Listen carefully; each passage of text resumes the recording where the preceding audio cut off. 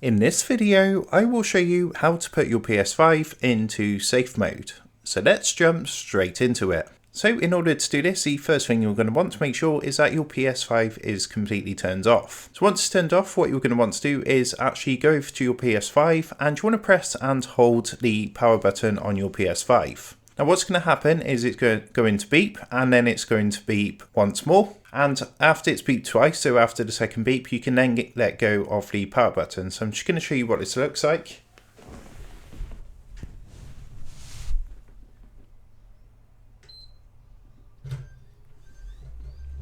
So there we heard the first beep, and then we're just going to wait for that second beep just there, and then we're going to let go of the power button.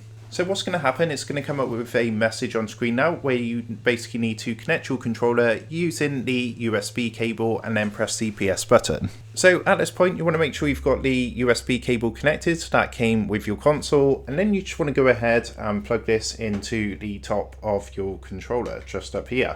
So now that's connected, all you need to do is go ahead and press the PlayStation button on your controller.